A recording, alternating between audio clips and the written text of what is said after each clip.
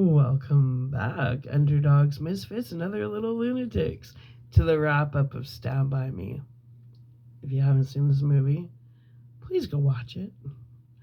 Okay. But this is called The Body. It was written by Stephen King, and they made a movie out of it called Stand By Me. Anyway, let's wrap this up. We got back to Castle Rock a little past 5 o'clock on Sunday morning, the day before Labor Day. We had walked all night. Nobody complained, although we all had blisters and were all ravenously hungry. My head was throbbing with a killer headache, and my legs felt twisted and burning with fatigue. Twice we had to scramble down the embankment to get out of the way of freights. One of them was going our way, but moving far too fast to hop. It was seeping daylight when we got to the trestle spanning the castle again. Chris looked at it, looked at the river, looked back at us. Fuck it, I'm walking across. If I get hit by a train, I won't have to watch out for fucking Ace Morale. We'll all walk across it. Plotted might be the better verb. No train came. When we got to the dump, we climbed the fence. No Milo and no chopper. But this early and not on a Sunday morning. And we went directly to the pump. Vern primed it, and we all took turns sticking our heads under the icy flow, slapping the water over our bodies, drinking until we could hold no more. Then we had to put our shirts on again, because the morning seemed chilly. We walked, limped back into our town, and stood for a moment on the sidewalk in front of the vacant lot. We looked at our tree house so we wouldn't have to look at each other. Stretch out my legs. Well, Teddy said at last. See you in school on Wednesday. I think I'm going to sleep until then. Me too, Vern said. I'm too pooped to pop. Too pooped to pop.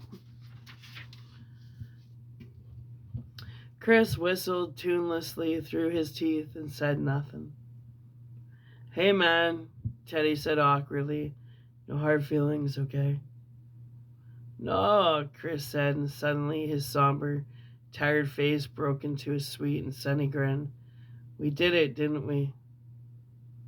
We did the bastard. Yeah, Vern said. You're fucking A. Now Billy's gonna do me.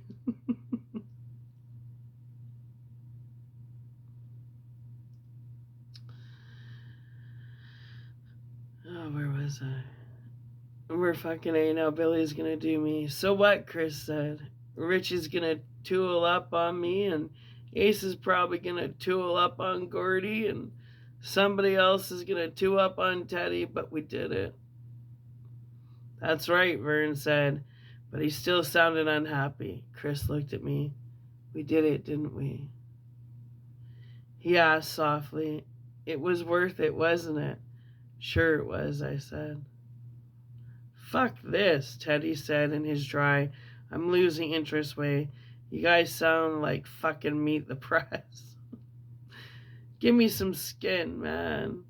I'm gonna toot home and see if Mom's got me on the 10 most wanted list.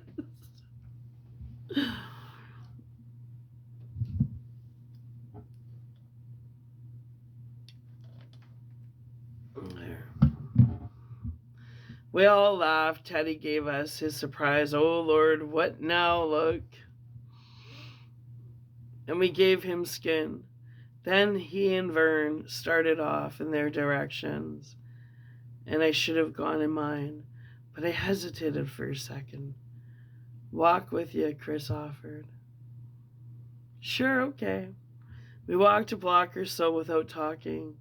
Castle Rock was awesomely quiet in the day's first light, and I felt an almost holy tiredness is slipping away sort of feeling. We were awake and the whole world was asleep, and I almost unexpected to turn the corner and see my dear standing at the far end of Carbine Street, where the GS and WM tracks passed through the mill's loading yard. Finally, Chris spoke. "They'll tell," he said.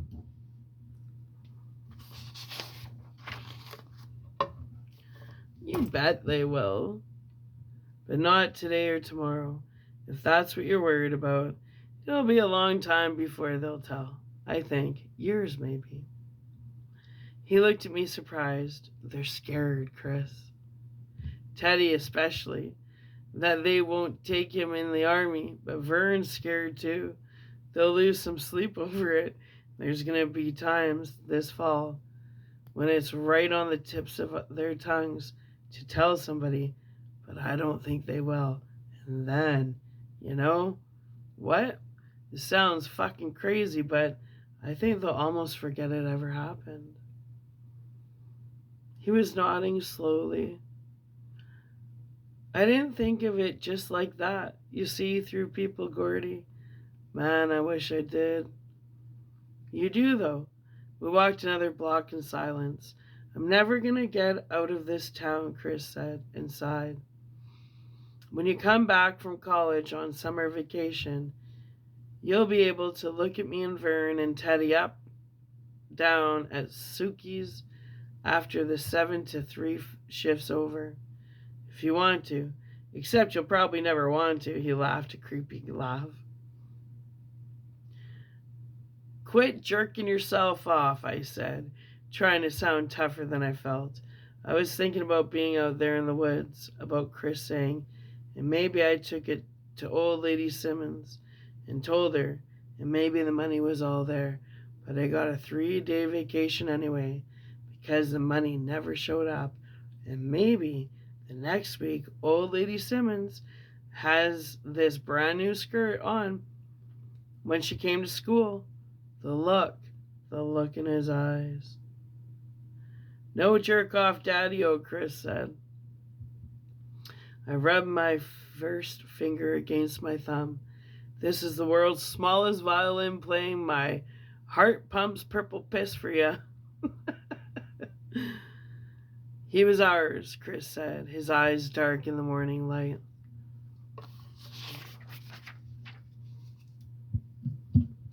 We had reached the corner of my street and we stopped there. It was 6:15. Back towards town, we could see the Sunday Telegram truck pulling up in front of Teddy's uncle's stationery shop. A man in blue jeans and a t-shirt threw off a bundle of papers. They bounced upside down on the sidewalk, showing the color funnies, always Dick Tracy and Blondie on the first page. Then the truck drove on, its driver intent on delivering the outside world to the rest of the whistle stops up the line. Otisfield, Norway, South Paris, Waterford, Stoneham. I wanted to say something more to Chris and didn't know how to. "Give me some skin, man," he said, sounding tired. "Chris? Skin." I gave him some skin. "I'll see you." He grinned, that same sweet sunny grin. "Not if I see you first, fuckface." He walked off, still laughing, moving easily and gracefully, as though he didn't hurt like me and have blisters like me, and like he wasn't lumped and bumped with mosquitoes and chigger and black fly bites like me, as if he didn't have a care in the world, as if he was going to some real boss place instead of just home to a 3-room house. Shack would have been closer to the truth. With no indoor plumbing and broken windows, covered with plastic, and a brother who was probably laying for him in the front yard. Even if I'd known the right thing to say, I probably couldn't have said it. Speech destroys the functions of love, I think. That's a hell of a thing for a writer to say. I guess, but I believe it to be true. If you speak to tell a deer, you mean it no harm. It glides away with a single flip of its tail. The word is the harm. Love isn't what these asshole poets like McCune want you to think it is. Love has teeth. They bite. The wounds never close. No word, no combination of words.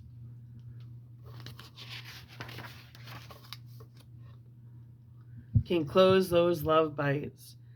It's the other way around. That's the joke. If those wounds dry up, the words die with them. Take it from me, I've made my life from the words, and I know this is so. The back door was locked, so I fished the spare key out from under the mat and let myself in. The kitchen was empty, silent, suicidally clean. I could hear the hum the fluorescent bars over the sink made when I turned on the switch. It had been literally years since I had been up before my mother. I couldn't even remember the last time such a thing had happened. I took off my shirt and put it in the plastic clothes basket behind the washing machine. I got a clean rag from under the sink and sponged off with it. Face, neck, pits, belly. Then I unzipped my pants and scrubbed my crotch. My testicles in particular, until my skin began to hurt. It seemed I couldn't get clean enough down there, although the red wheel left by the bloodsucker was rapidly fading. I still have a tiny crescent-shaped scar there. My wife once asked me about it, and I told her a lie before I was even aware I meant to do so. When I was done with the rag, I threw it away. It was filthy. I got out a dozen eggs and scrambled 6 of them together. When they were semi-solid in the pan, I added a side dish of crushed pineapple and half a quart of milk. I wouldn't have thought about eggs and pineapple, but that might be a good combination. Interesting. Anyway, I was just sitting down to eat when my mother came in, her gray hair tied in a knot behind her head. She was wearing a faded pink bathrobe and smoking a Camel. Gordon, where have you been? Camping, I said, and began to eat. We started off in Vern's field and then went up the Brickyard Hill. Vern's mom said she would call you, didn't she?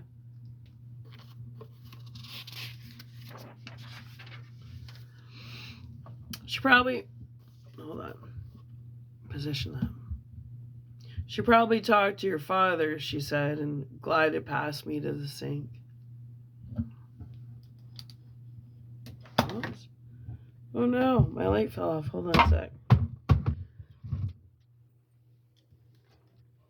Oh.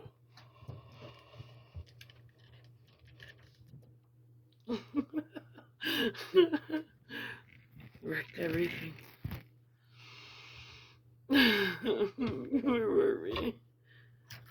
Okay. It's like the tiniest little light. Okay.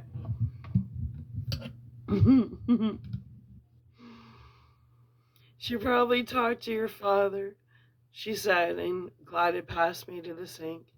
She looked like a pink ghost. The fluorescent bars were less than kind to her face. They made her complexion look almost yellow. She sighed, almost sobbed.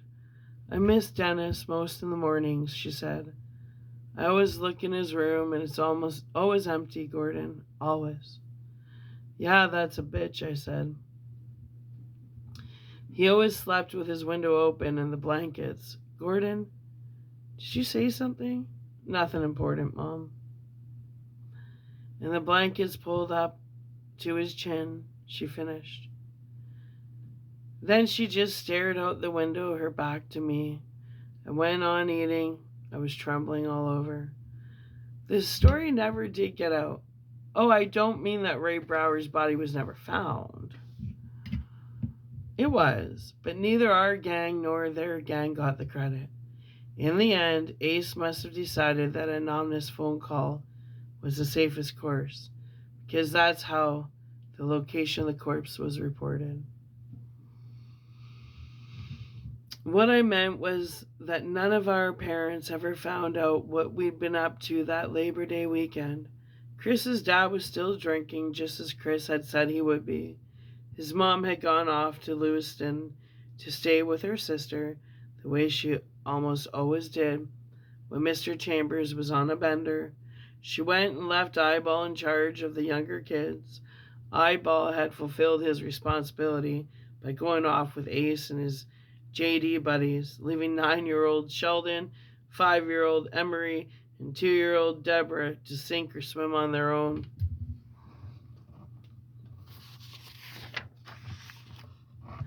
Teddy's mom got worried the second night and called Vern's mom.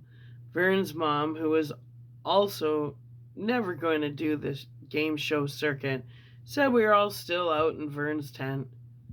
She knew because she'd seen a light on in there the night before. The flashlight set up. Nice. Teddy's mom said she sure hoped no one was smoking cigarettes in there, and Vern's mom said it looked like a flashlight to her. And besides, she was sure that none of Vern's or Billy's friends smoked. My dad asked me some vague questions, looking mildly troubled at my evasive answers. Said we'd go fishing together sometime, and that was the end of it. If the parents had gotten together in the week or two afterwards, everything would have fallen down, but they never did. Milo Pressman never spoke up either. My guess is that he thought twice about it being our word against his, and how we'd all swear that he sick chopper on me. So the story never came out, but that wasn't the end of it. One day near the end of the month, while I was walking home from school, a black 1952 Ford cut into the curb in front of me. There was no mistaking that car. Gangster white walls and spinner hubcaps, high-rise chrome bumpers and lactite death knob with a rose embedded in it, clamped to the steering wheel. Painted on the back deck was a deuce and a one-eyed Jack. Beneath them in Roman Gothic script were the words, "Wild Card." The doors flew open. Ace Morrell and Fuzzy Brackowicz stepped out. "Cheap hood, right?" Ace said, smiling his gentle smile. "My mother loves the way I do it to her, right?"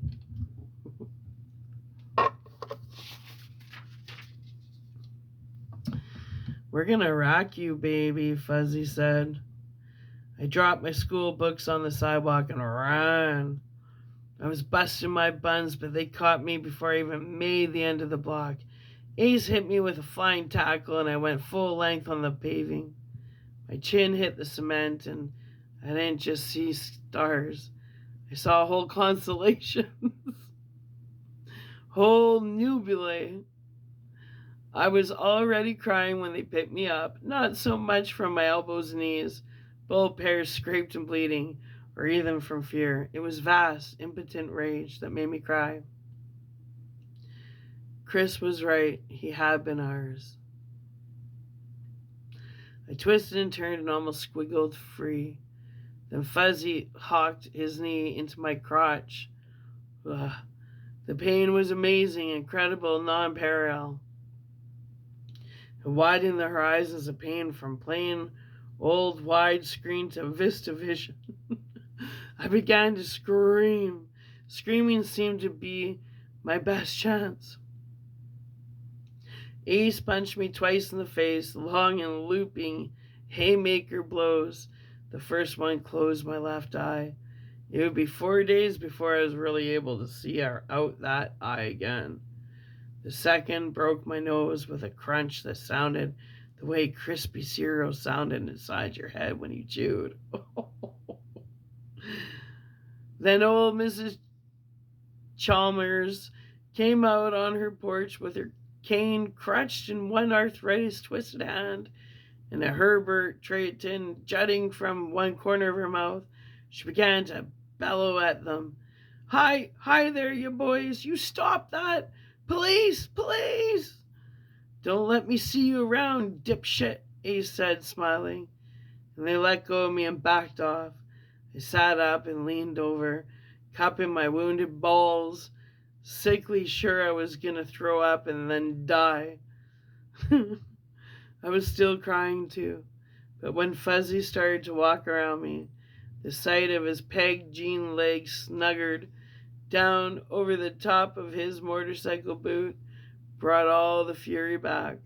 I grabbed him and bit his calf through his jeans. I bit him just as hard as I could. Fuzzy began to do a little screaming of his own. That's funny. He began hopping around, bit his leg. Hopping around on one leg, and incredibly, he was calling me a dirty fighter. I was watching him hop around, and that was when Ace stamped down on my left hand, breaking the first two fingers. I heard them break. Oh, rough. They didn't sound like crispy cereal. They sounded like pretzels. Then Ace and Fuzzy were going back to Ace's 52. Ace sauntering with his hands in his back pockets. Fuzzy hopping on one leg and throwing curses back over his shoulder at me. I curled up on the sidewalk crying. Aunt Evie Chalmers came down her walk, thudding her cane angrily as she came. She asked me if I needed the doctor. I sat up and managed to stop most of my crying. I told her that I didn't. Bullshit, she bellowed. Aunt Evie was deaf and bellowed everything. I saw where the bully got you. Boy, your sweet meats are gonna swell up to the size of a mason jars. Your sweet meats. She took me into her house, gave me a wet rag for my nose. It had begun to resemble a summer squash by then, and gave me a cup of medicinal tasting coffee that was somehow calming. She kept bellowing at me that she should call the doctor, and I kept telling her not to. Finally, she gave up and I walked home. Very slowly, I walked home. My balls weren't the size of mason jars yet, but they were on their way. My mom and dad got a look at me and wigged right out. I was sort of surprised that they noticed anything at all. To tell the truth, who were the boys? Could I pick them out of a lineup? That from my father, who never missed Naked City and the Untouchables. I said I didn't think I could pick the boys out of a lineup. I said I was tired. Actually, I think I was in shock and more than a little drunk from Aunt Evie's coffee, which must have been at least 60% VSOP brandy. I said I thought they were from some other town or from up the city. A phrase everyone understood to mean Lewistown, Auburn. They took me to Dr. Clarkston in the station wagon.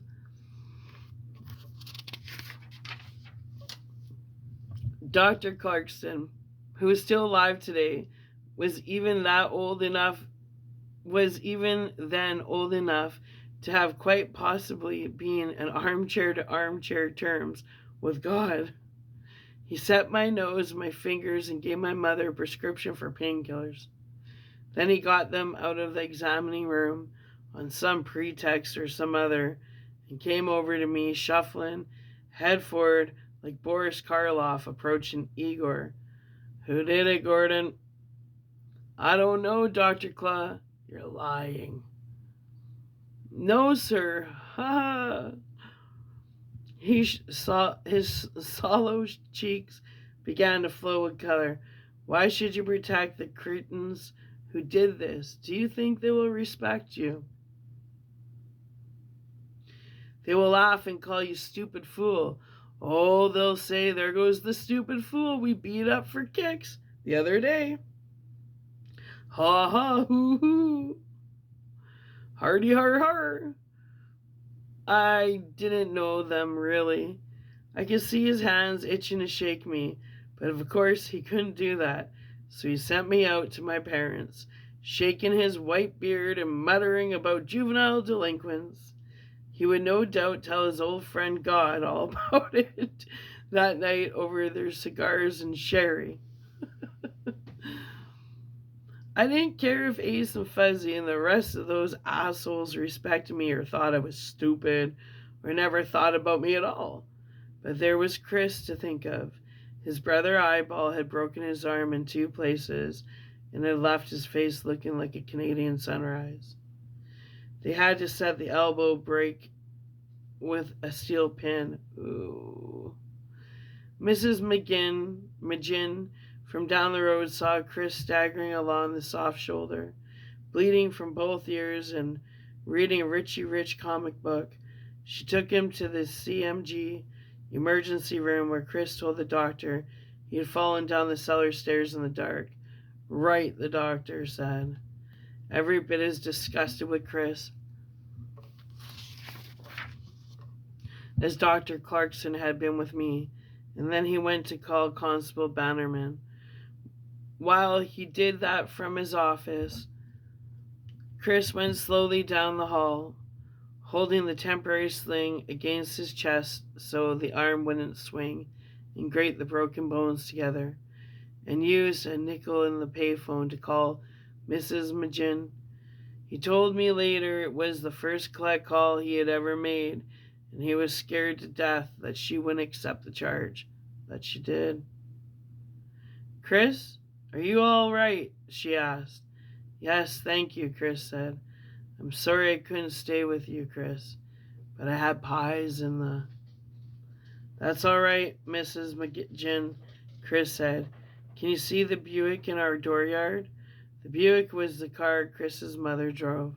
It was 10 years old, and when the engine got hot, it smelled like frying hush puppies. It's there, she said cautiously. Best not to mix in too much with the Chambers. Poor white trash, shanty Irish. Would you go over and tell Mama to go downstairs and take the light bulb out of the socket in the cellar? Chris, my pies.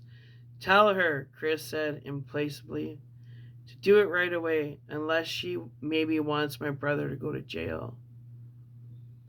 There was a long, long pause, and then Mrs. McGinn agreed.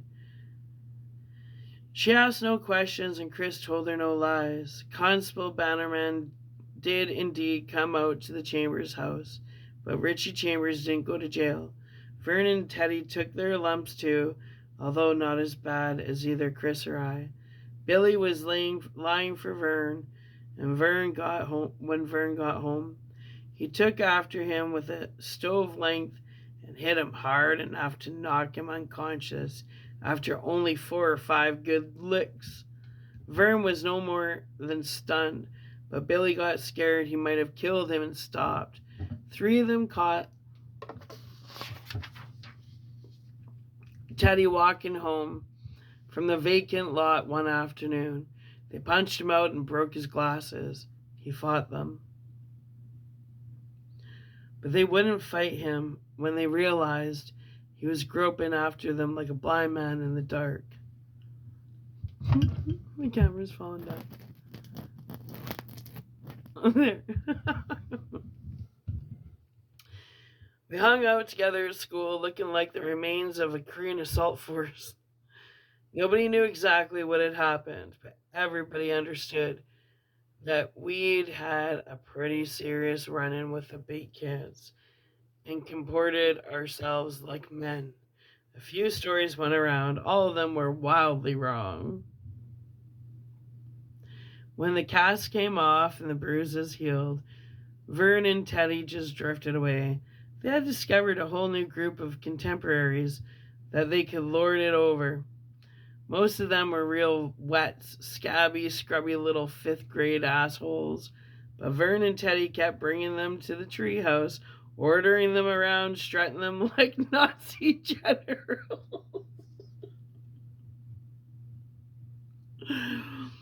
Chris and I began to drop by there less and less frequently. And after a while, the place was theirs by default. I remember going up one time in the spring of 1961 and noticing that the place smelled like a shoot-off in Haymo. I never went there again, and I can recall. Teddy and Vern slowly became just two more faces in the halls or in 330 detention. We nodded and said hi. That was all. It happens. Friends come in and out of your life like busboys in a restaurant. Did you ever notice that? But when I think of that dream, the corpses under the water pulling implacably at my legs, it seems right that it should be that way. Some people drown, that's all. It's not fair, but it happens. Some people drown. Vern Tessio was killed in a house fire that swept a Lewistown apartment building in 1966 in Brooklyn and the Bronx.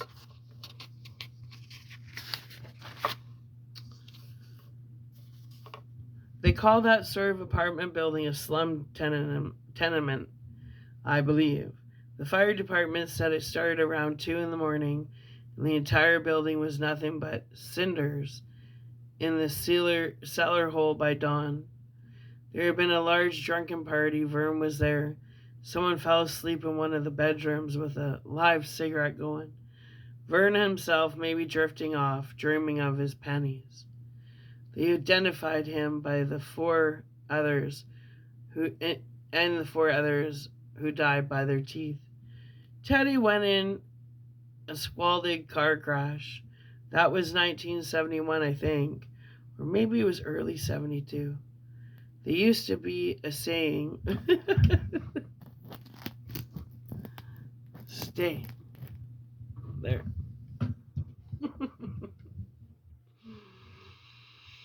There used to be a saying when I was growing up, if you go out alone, you're a hero. Take somebody else with you in your dog piss. Teddy, who had wanted nothing but the service since the time he was old enough to want anything, was turned down by the Air Force and classified 4F by the draft. Anyone who has seen his glasses and his hearing aid knew it was going to happen. Anyone but Teddy. In his junior year at high school, he got a 3-day vacation from school for calling the guidance counselor a lying sack of shit. The GO had observed Teddy coming in every so often, like every day, and checking over his career board for new service literature.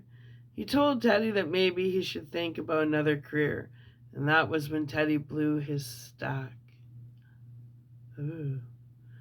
He was held back a year for repeated absences, tardies, and the attendant flunked courses. But he did graduate. He had an ancient Chevrolet Bel Air, and he used to hang around the places where Ace and Fuzzy and the rest had hung around before him. The pool hall, the dance hall, Suki's Tavern, which is now closed, and the Mellow Tiger, which isn't. He eventually got a job with the Castle Rock Public Works Department, filling up holes with hot patch. This keeps falling. Okay. Stay.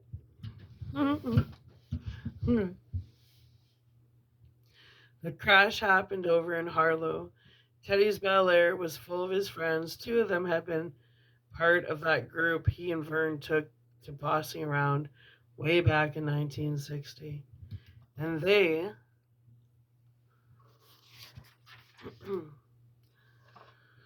were all passing around a couple of joints and a couple of bottles of Popov. That's beer, cheap beer.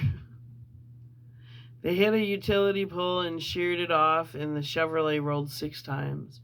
One girl came out technically still alive. She lay for 6 months in what the nurses and orderlies, a Central Maine general, called the C&T ward, cabbages and turnips. Then some merciful phantom pulled the plug on her respi- respirator. Yeah, no. Teddy Duchamp was posthumously awarded the Dog Piss of the Year award. Chris enrolled in the college courses in his second year of junior high. He and I both knew that if he waited any longer, it would be too late. He would never catch up. Everyone jawed at him about it. His parents, who thought he was putting on airs. His friends, most of whom dismissed him as a pussy. The guidance counselor, who didn't believe he could do the work. And most of all, the teachers, who didn't approve of his duck-tailed, leather-jacketed, engineer-booted apparition, who had materialized without warning in the classrooms. You could see that the sight of those boots and that many zippered jackets offended them in connection with such high-minded subjects as algebra, Latin, and earth science. Such attire was meant for the shop courses only. Chris sat among the well-dressed, vivacious boys and girls from the middle-class families in Castle Rock and Brickyard Hill like some silent, brooding Grendel that might turn on them at any moment, produced a horrible roaring like the sound of dual glass pack mufflers, and gobble them up. Penny loafers, Peter Pan collars, button down paisley shirts, and all. He almost quit a dozen times that year. His father, in particular, hounded him, accusing Chris of thinking he was better than his old man, accusing Chris of wanting to go up there to the college so you can turn me into a bankrupt. He once broke a Rhine gold bottle over the back of Chris's head, and Chris wound up in the CMG emergency room again, where it took 4 stitches to close his scalp. Fucking abusive parents, man. His old friends, most of whom were now majoring in smoking areas, catcalled him on the streets. The guidance counselor huckstered him to take at least some shop courses so he wouldn't flunk the whole slate. Worst of all, of course, was just this. He'd been fucking off for the entire first 7 years of his public education, and now the bill had come due with a vengeance.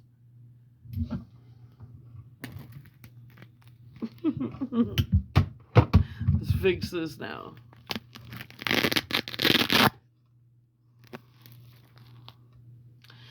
Damn Velcro. That's how I have my phone attached. Anyway, we studied together almost every night, sometimes for as long as 6 hours at a stretch. I always came away from those sessions exhausted, and sometimes I came away frightened. As well, frightened by his incredulous rage at just how murderously high that bill was, before he could even begin to understand introductory algebra. He had to relearn the fractions that he and Teddy and Vern had played pocket pool through in the 5th grade, before he could even begin to understand Pastor Noster Quis es in Celis. Whatever. He had to be told what nouns and prepositions and objectives were. On the inside of his English grammar, neatly lettered, were the words "fuck Gurins." His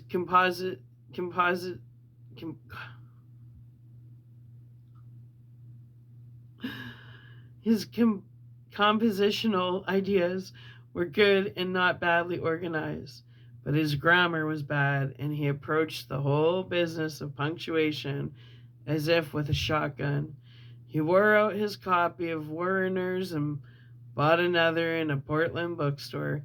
It was the first hardcover book he actually owned, and it became a queer sort of Bible to him. But by our junior year in high school, he had been accepted. Neither of us made top honors, but I came out 7th and Chris stood 9th. We were both accepted at the University of Maine, but I went on the Orono campus while Chris enrolled at the Portland campus, pre-law. Can you believe that? More Latin. We both dared through high school, but no girl ever came between us. Or we both dated throughout high school, but no girl ever came between us. Does that sound like we went faggot? I would have to most of our old friends, Vern and Teddy included. Went faggot. But it was only survival. We were clinging to each other in deep water. I've explained about Chris, I think. My reasons for clinging to him were less defiable. His desire to get away from Castle Rock and out of the mill's shadow seemed to me to be my best part, and I could not just leave him to sink or swim on his own. If he had drowned, that part of me would have drowned with him, I think. Near the end of 1971, Chris went into a Chicken Delight in Portland to get a 3-piece snack bucket. Just ahead of him, 2 men started arguing about which one had been first in line. One of them pulled a knife. Chris, who had always been the best of us at making peace, stepped between them and was stabbed in the throat. The man with the knife had spent time in 4 different institutions. He had been released from Shawshank State Prison only the week before. Chris died almost instantly. I read about it in the paper. Chris had been finishing his second-year graduate studies. Me, I had been married a year and a half and was teaching high school English. My wife was pregnant and I was trying to write a book when I read the news item, student fatally stabbed in Portland restaurant. I told my wife I was going out for a milkshake. I drove out of town, parked, and cried for him. Cried for damn near half an hour. I guess I couldn't have done that in front of my wife. Much as I loved her, it would have been pussy. Me? I'm a writer now, like I said. A lot of critics think that what I write is shit. A lot of the time I think they're right. But it still freaks me out to put those words, freelance writer, down. In the occupation blank of the forms you have to fill out at credit desks or in doctor's offices. My story sounds much like a fairy tale that is fucking absurd. I sold the book and it was made into a movie, and the movie got good reviews and it was a smash hit besides.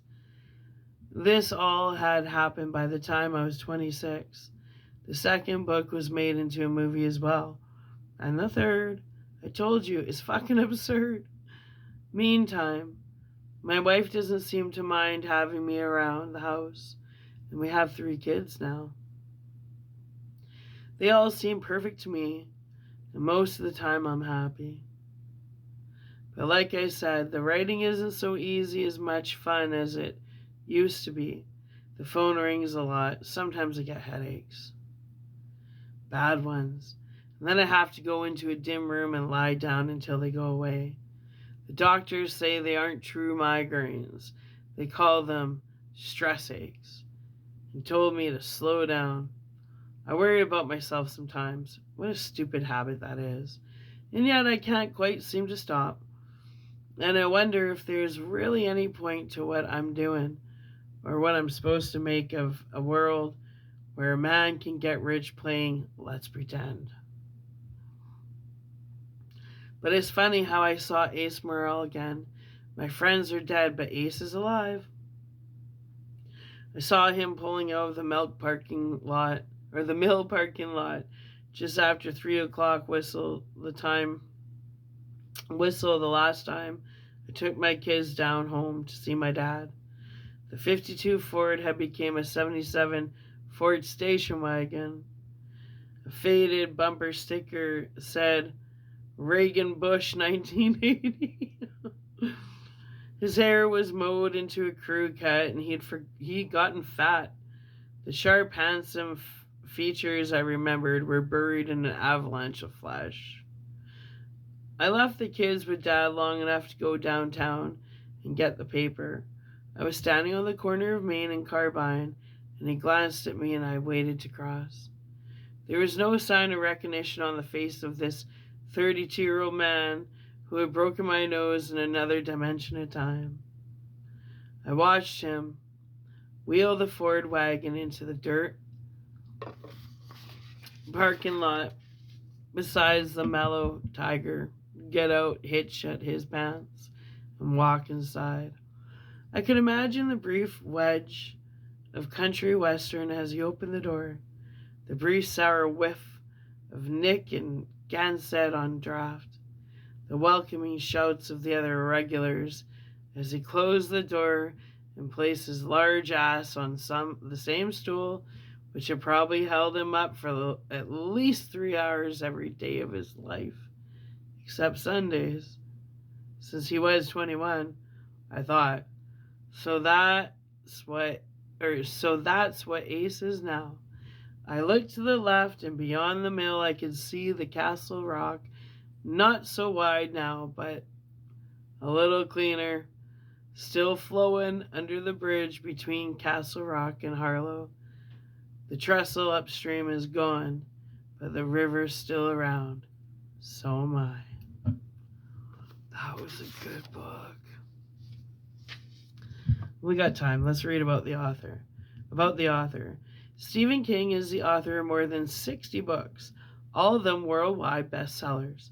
His recent work includes the short story collection You Like It Darker, Holly, Fairy Tale, Billy Summers, the novella collection If It Bleeds, The Institute, Elevation, The Outsider, now an HBO television series. I don't know how old this printing is. Sleeping Beauties, co-written with his son Owen King. End of Watch, the short story collection The Bazaar of Bad Dreams. Finders Keepers, Mrs. Mercedes, an Edgar Award winner for Best Novel, and now a television series streaming on Peacock.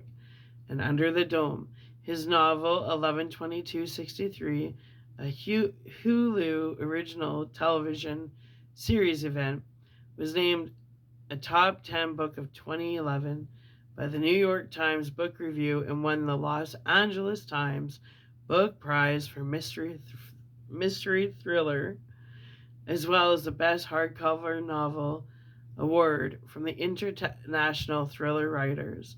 His epic works, the Dark Tower series, It, Pet Sematary, Doctor Sleep, and Firestarter, are the basis for major motion pictures, with It now the highest grossing horror film of all time. He is the recipient of the 2020 Audio Publishers Association Lifetime Achievement Award, the 2018 PEN American Literary Service Award, the 2014 National Medal of Arts, and the 2003 National Book Foundation Medal for Distinguished Contribution to American Letters. He lives in Bangor, Maine, with his wife, novelist Tabitha King. What's this?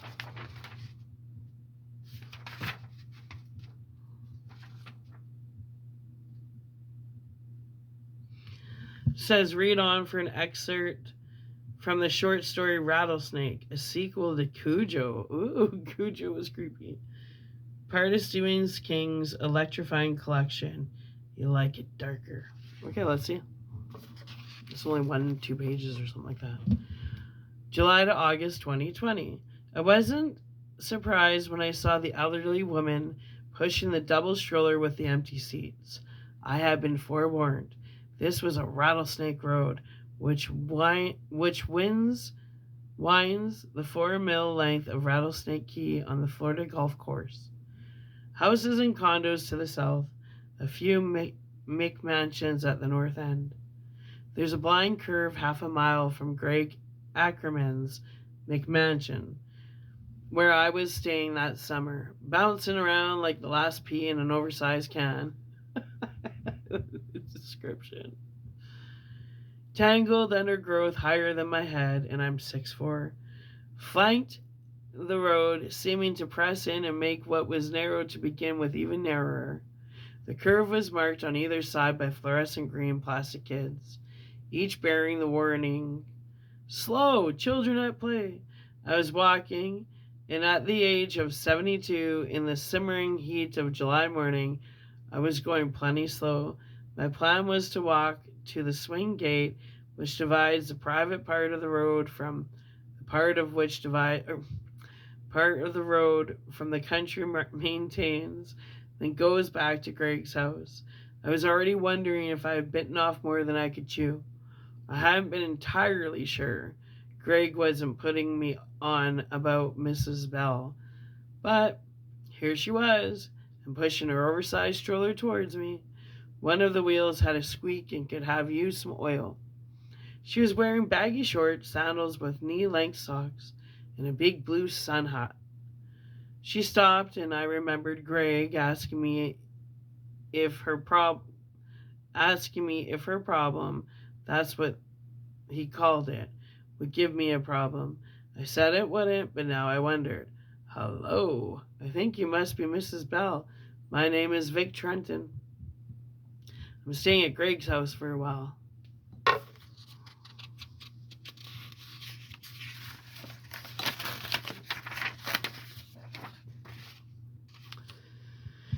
A friend at Greg's. How nice, an old friend. He worked in the same Boston ad agency. I was a copywriter, and he... Pictures and layout, I know. Before he made the big bucks, she pushed the double prom closer, but not too close. Any friend of Greg's, so on and so forth. It's a pleasure to meet you. Since we're going to be neighbors for as long as you'll be here, please call me Alita, or Allie if you like. Are you okay? No sign of this new flu. I'm okay, no cough, no fever. I assume you are too? I am, which is good. And as old as I am, with a few of the usual old person medical issues, one of the few nice things about being here in the summer is how most people clear out. I saw in the news this morning that Dr. Fauci is saying there could be 100,000 new cases every day. Can you believe that? I told her I had seen the same thing. Did she come here to get away from it? Nah. I needed some time off and the place was offered to me, so I took it. That was far from the whole story. I think you're a little crazy to be vacationing in this part of the world during the summer, Mrs. Trenton. According to Greg, you're the one who's crazy, I thought. And judging by the stroller you're wheeling around, he wasn't wrong. Vic, please, I said, since we're neighbors. Don't miss You Like It Darker. Available wherever you buy books. And that is the end of Stand By Me. So, thanks for hanging out with me. Underdogs, Misfits, and other little lunatics. I'm going to take some time to myself, have a coffee, chill out. And we're going to get into Pet Sematary, another Stephen King. Oh, yeah. So if you haven't seen Stand By Me, go watch it. Now that you've heard the story, the movie will be that much better. I can't wait to watch the movie now. So this is the first time I read the book. Just like Pet Sematary, I've never read that book. So it's first for everything. Ooh. I'm glad we're having our first together. Anyway, okay, whatever. Bye.